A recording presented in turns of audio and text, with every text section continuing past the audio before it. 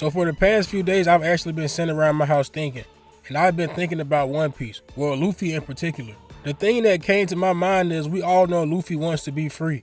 Luffy wants to be the person in the world with the most freedom. And we also know Luffy thinks the Pirate King is the person that has the most freedom. But there is one thing I've actually been stuck on for the past few days. Even if Luffy does become Pirate King, which I'm 99.9% sure he will, he still won't have the most freedom in the world. Or let me rephrase it, Luffy will actually never be free no matter what he does in the story.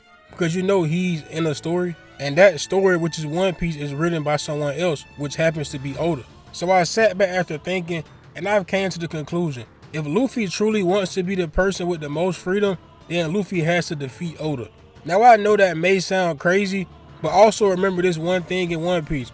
Luffy told his crew about his real dream, and even they looked at him crazy. And we know the crew basically never looks at Luffy crazy when he says crazy things.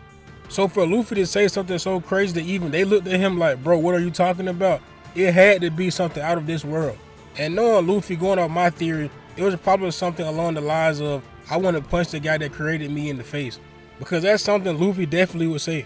I know that many fan theories speculated that Luffy told his crew that he wanted to throw a party for the entire world. However, I highly doubt that's what Luffy told his crew. Because once again, whatever he told his crew, it was something crazy.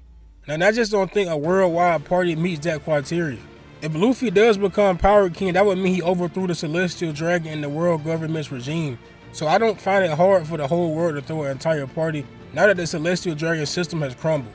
And there also was another fan theory speculating that Luffy will unite everybody together, and that's what made the crew look shocked like that. But once again, I highly doubt it, because the only thing separating the seeds from becoming one is the big red rock in the middle.